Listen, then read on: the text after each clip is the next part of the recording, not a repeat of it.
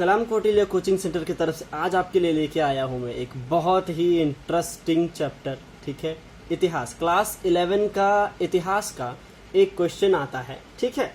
Question है कि हड़प्पा सभ्यता के नगर परिकल्पना, ठीक है। हड़प्पा सभ्यता का नगर के बारे में बताइए, ठीक है। अर्बन सिविलाइजेशन के बारे में बताना है, इंडस वैली सिविलाइजेशन के बारे में, ओके। तो क्वेश्चन आता है कि हड़प्पा सभ्यता संबंधी आलोचना करो, ऐसे क्वेश्चन आता है। दूसरी तरह से आता है अथवा देखे हड़प्पा सभ्यता नगर परिकल्पना, ठीक है। हड़प्पा सभ्यता का नगर परिकल्पना कैसा था, कि वहां का शहर सब था कैसा, ये बताना है। इतना इंपॉर्टेंट क्वेश्चन है दोस्तों। आज ये क्वेश्चन जब आप लोग पढ़ोगे तब पता चलेगा। हम लोग आज से पहले हम लोग को लगता था कि ये अमेरिका, इंग्लैंड है ना, रशिया, ये लोग ही सबसे ज़्यादा डेवलप्ड कंट्री है ना, मानते हैं हम लोग। लेकिन आज हम लोग इतना इम्पोर्टेंट एक सभ्यता के बारे में जानेंगे, ठीक है, सिविलाइजेशन के बारे में जानेंगे, जिससे आप लोग को पता चल जाएगा कि हमारा देश में भी करीब 4500 साल पहले करीब 5000 साल पकड़ा जाता है, ठीक है। एक ऐसा सभ्यता था जिस सभ्यता के बारे में जान के आप लोगों को खुद पे ही गौरव होना शुरू हो जाएगा, प्राउड फील होगा आप लोगों को। तो हड़प्पा सभ्यता शुरू करते हैं। हड़प्पा सभ्यता के बारे में, हड़प्पा सभ्यता आज से करीब 5000 साल पहले की सभ्यता थी, या फिर कह सकते हैं 4500 साल पहले की सभ्यता थी, ठीक है। तो अचानक से ये सभ्यता खत्म हो गया था, है ना, मतलब पता नहीं था हम लोगों को। लेकिन हम लोग को ये पता चलता है कब, 1921 में। कॉन्फ्लिक्ट रहता है इस चीज के बारे में, 21 या 22 ऐसे, ठीक है। 1921 में क्या हुआ था, दयाराम साहनी, ठीक है, दयाराम साहनी ने इस सभ्यता का खोज किया था। ये शॉर्ट क्वेश्चन में भी आता है, ठीक है। तो हम लोग इस क्वेश्चन को कुछ पॉइंट्स टू पॉइंट्स पकड़ेंगे, ठीक है, ताकि मार्क्स अच्छा मिले। 11 क्लास में ये नोट को लिखो, बढ़िया मार्क्स मिलेगा। तो हम लोग पॉइंट टू पॉइंट लिखेंगे। नंबर 1, फर्स्ट हम लोग इंट्रोडक्शन लिखेंगे। इंट्रोडक्शन में ये लिखना है, ठीक है। पहले मैं बंगला में बताता हूँ, फिर इसको हिंदी में एक्सप्लेन करूंगा, ओके। बंगला में है कि हड़प्पा सभ्यता आज থেকে প্রায় 5000 বছর আগেকার সভ্যতা, এটি একটি ताम्रप्रस्तर যুগের সভ্যতা, ठीक है। तो इंट्रोडक्शन में ये फर्स्ट लिखेंगे हम लोग। मतलब क्या हुआ इसका मतलब ये है कि हड़प्पा सभ्यता आज से करीब 5000 साल पहले की सभ्यता है, ठीक है। और ये एक ताम्रप्रस्तर युग की सभ्यता है। मतलब इस समय लोग तांबा का यूज करने जानते थे, ठीक है, और पत्थर का यूज करते थे, लेकिन लोहा का यूज नहीं करते थे, ठीक है। समझ में आ गया, ओके। आगे बढ़ते हैं हम लोग। आगे लिखेंगे এই সভ্যতাকে 1921 থেকে 22 খ্রিস্টাব্দে আবিষ্কার করা হয়। আবিষ্কার করেছিলেন দয়ারাম সাহানি। এই সভ্যতার সবচেয়ে বড় বৈশিষ্ট্য ছিল এর নগর পরিকল্পনা, अर्थात टाउन प्लानिंग। ये लिखना है। मतलब इस सभ्यता को 1921 और 20 में ढूंढा गया था। इसको ढूंढने वाले थे कौन, दयाराम साहानी, ठीक है। और इस सभ्यता का सबसे इम्पोर्टेंट चीज ही यही है कि ये सभ्यता एक नगर सभ्यता थी, ठीक है। अर्बन सिविलाइजेशन था, मतलब शहर वाला सभ्यता था। इसको टाउन प्लानिंग कहा जाता है, ओके। तो हम लोग अब पॉइंट टू पॉइंट समझेंगे कि ये सभ्यता आखिर इतनी इंपॉर्टेंट है क्यों हमारे लिए, ओके। तो नंबर 1 पॉइंट है बाड़ी घर। मतलब बाड़ी घर का मतलब होता है वहां के घर कैसे थे, है ना, घर जिसमें हम लोग रहते हैं, हाउस, ओके। तो घर कैसे थे, पढ़ते हैं बंगाली में। हड़प्पा सभ्यतार बाड़ीगुली पाका बाड़ी छिलो, जेगुली रोदे शुकानो आगुने पोड़ानो इट दिए तैरी करा हतो। कोनो बाड़ी छोटो आबार कोनो बाड़ी अनेक बड़ो हतो। बाड़ीर माझखाने उठोन बा बारान्दा हतो।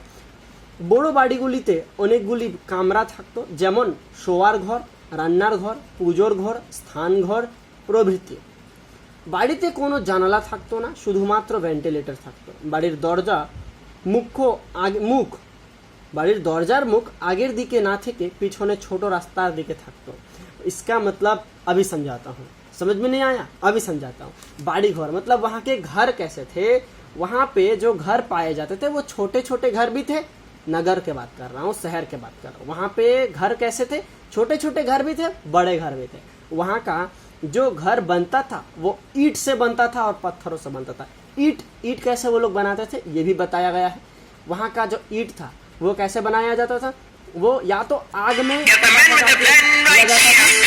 ठीक है, या तो आग में पका के किया जाता था, या फिर उसको धूप में सुखा सुखा के ईंट बनाया जाता था, फिर उससे घर बनाया जाता था। घर छोटे बड़े दोनों थे। ओके, कहा जाता है कि वहां पे बिल्डिंग्स, 2 ताला के बिल्डिंग घर भी मिले हैं, ठीक है। और वहां पे घर कैसे कैसे थे, रूम वगैरह अलग अलग होते थे। शोवार घर मतलब होता है सोने का घर था। रन्नार घर मतलब होता है कि वहां पे खाना बनाने के लिए किचन जो होता है वो भी था। पूजोर घर मतलब पूजा करने का भी घर था भाई। 4500 साल पहले की बात हो रही है। उस समय पूजा करने के लिए रूम भाई। स्थान घर मतलब बैठने के लिए भी एक रूम होता था, ठीक है। ये सब होता था, ठीक है। और वहाँ का जो घर होता था वहाँ पे खिड़कियां नहीं होती थी, खिड़कियां नहीं होती थी। उसके मतलब उसके बदले क्या होता था, वेंटिलेटर यूज किया जाता है। देखो घर के देखना ऊपर के तरफ में एक छोटा सा छेद वाला कुछ बनाया जाता है, ठीक है ना, उसको वेंटिलेटर बोलते हैं। ओके, और घर का दरवाजा जो होता था वो आगे तरफ हम लोग जो अभी बनाते हैं उस तरह नहीं होता है। घर के पीछे तरफ, अभी भी देखना गांव घर सब में ऐसा होता है, पीछे तरफ एक छोटा सा, ठीक है, छोटा सा एक दरवाजा होता था। तो आगे तरफ दरवाजा रहेगा लेकिन वो कभी यूजफुल नहीं होता था, पीछे तरफ से उसको यूज किया जाता था। नंबर 2 पॉइंट में आते हैं, रास्ता घाट। तो वहां के रास्ते कैसे थे भाई? कोई नॉर्मल के पॉइंट्स के बारे में नहीं पढ़ रहे हम लोग पढ़ रहे हैं सिंधु सभ्यता, हड़प्पा सभ्यता के बारे में पढ़ रहे हैं, ठीक है, इंडस वैली सिविलाइजेशन, ठीक है, बहुत ही खतरनाक, बहुत खतरनाक। तो रास्ता घाट कैसे था वहां के, पढ़ते हैं। হরপ্পা সভ্যতার সমস্ত রাস্তাঘাট পাকা থাকতো, যেগুলি কাকড় পাথর বালি ইট प्रभृति दिए तैयारी करा होता। रास्ता कैसा था? सभी रास्ता पक्का के होते थे भाई। हमारे यहाँ नहीं होते पक्का के, आज बन गया 1 महीना में खत्म, है ना। लेकिन वहाँ के सारे रास्ते कैसे होते थे? पक्का के बने होते थे। पक्का कैसे बनाते थे वो लोग? 5000 करीब 4500 साल पहले की बात हो रही है ना। तो पक्का का रास्ता कैसे बनाते थे वो लोग? ईट, है ना, उसके बाद में बालू पत्थर, ये सब से वो लोग अपना जो है बनाते थे पक्का का रास्ता। ओके, आगे बढ़ते हैं। मुख्य रास्ता 16 ফিট পর্যন্ত চওড়া হতো এবং ছোট রাস্তাগুলি 4 থেকে 9 ফিট পর্যন্ত চওড়া হতো। প্রতিটি ছোট রাস্তা মুখ্য রাস্তার সঙ্গে যুক্ত থাকতো। बड़ा बड़ा रास्ता, रास्ता का चौड़ाई सुन के हैरान हो जाओगे, 16 फीट चौड़ा होता था रास्ता। अभी हम लोग के हाई रोड में देखेंगे अगर हम लोग 12 फीट जैसा चौड़ा होता है यार, 12 फीट सिर्फ, है ना। 16 फीट चौड़ा होता था वहाँ के रास्ते सब। और छोटा रास्ता जो थोड़ा सा छोटा छोटा गली वगैरह हम लोग जो बोलते हैं वो 4 से 9 फुट तक लंबा होता था, ठीक है। और सारे जो बड़े रास्ते होते हैं वहीं से छोटे रास्ते निकलते थे, या फिर हम लोग कह सकते हैं कि छोटा रास्ता जाके बड़े रास्ते में मिलता था। ओके, आगे बढ़ते हैं। नंबर 3 पॉइंट, पॉय प्रणाली मतलब, अरे यार वो नाला व्यवस्था, ड्रेनेज सिस्टम। अच्छा, ऐसा सुन के तो लगेगा अजीब, है ना। पॉय प्रणाली क्या होता है? Drainage system. ओके, आगे बढ़ते हैं। तो ड्रेनेज सिस्टम के बारे में पढ़ते हैं। হরপ্পা সভ্যতার রাস্তার দুধারেই পাকা নালা থাকতো, যেটি পাকা ইট দিয়ে তৈরি করা হতো। নালাগুলিকে ঢেকে রাখার ব্যবস্থা করা হতো। প্রতিটি ছোট নালা রাস্তার ধারের মাঝারি নালার সঙ্গে আর মাঝারি নালাগুলি মুখ্য রাস্তার নিচে অবস্থিত বড় নালার সঙ্গে যুক্ত থাকতো। এভাবে হরপ্পায় খুব সহজভাবে নোংরা জলকে শহরের বাইরে বের করার ব্যবস্থা ছিল। রাস্তার ধারে ছোট বড় গর্তও থাকতো, যেটি ডাস্টবিনের কাজ করতো। भाई भाई भाई भाई सुनो, बताता हूँ, हिंदी बताता हूँ इसका। तो ये जो नाला सिस्टम था, ड्रेनेज सिस्टम, सुन के हैरान हो जाओगे। हमारे यहाँ जब अभी बारिश होती है ना तो बाढ़ आ जाता है, शहर डूब जाता है। वहाँ पे ऐसा नहीं था। इतना अच्छा ड्रेनेज सिस्टम तो बस सुनने को ही मिलता है भाई, कहीं देखा नहीं। यहाँ अभी वेस्टर्न कंट्री सब में अभी मिल जाता है। तो हड़प्पा सभ्यता का नाला सिस्टम कैसा था? पक्का बनाया होता था नाला। नाला भी पक्का का, समझ रहे हो ना। नाला पक्का का होता था, साथ में यहाँ पे जो नाला होता था वो भी ईंट से बनाया जाता था भाई, ईंट से बनाया जाता था। रास्ता जो होता था उसके नीचे बड़े बड़े नाले होते थे, मतलब जैसे हम लोग टर्नल बोलते हैं ना, वैसे सिस्टम चलता था वहाँ पे। टर्नल रास्ता में के साइड में 2 ठो नाला होता था, दोनों तरफ नाला होता था, पक्का का नाला। उसको खुला नहीं छोड़ दिया जाता कि यहाँ पे कोई भी बाइक चलाने वाला आए धूम धूम करते उड़ा के वहाँ पे पहुंचा दे और घुस जाए नाले में। ऐसा नहीं होता था, ढक के रखा जाता था नाला सबको भी। और इस तरह से शहर का सारा गंदा पानी नाले के माध्यम से निकल आ जाता था, ठीक है। वो नाला सबके और वहाँ नाला से भी छोटा छोटा नाला और निकलता था, जिससे सारा गंदा पानी सब निकाला जाता था, ठीक है। और रास्ते के साइड में कुछ गड्ढे खोद के भी रखा जाता था। क्यों भाई? डस्टबिन। आज हम लोग के यहाँ पे कोई अगर गुटखा खाता है तो रास्ते में कहीं पे भी थूक देगा, है ना, दीवार पे थूक देगा। जहाँ पे लिखा होगा कि यहाँ पे गंदगी करना मना है, वहीं पे गंदगी करते हैं। वहाँ पे ऐसा नहीं था, वहाँ पे गड्ढे खोद के उसको ढक के रखा जाता था। क्यों? क्योंकि वो डस्टबिन का काम करता था। इतना बढ़िया सभ्यता था भाई। नंबर 4 हम लोग पढ़ने वाले लास्ट पॉइंट है विशाल स्नानागार। इसका मतलब ये है कि वहाँ पे हड़प्पा सभ्यता में एक बहुत ही बड़ा, ठीक है, स्विमिंग पूल, विशाल स्नानागार मतलब नहाने का एक जगह मिला था, ठीक है, स्विमिंग पूल टाइप का, ठीक है। तो मोहेंजोदारोते आगे बढ़ते हैं। मोहेंजोदारोते विशाल स्नानागार आविष्कृत হয়েছে। এটি 180 ফুট লম্বা এবং 108 ফিট চওড়া ও 8 ফুট গভীর ছিল। স্নানাগারের চারিদিকে সিঁড়ি ও ছোট ছোট ঘর ছিল। এটিতে নোংরা জল বের করে পরিষ্কার জল ভরার ব্যবস্থাও ছিল।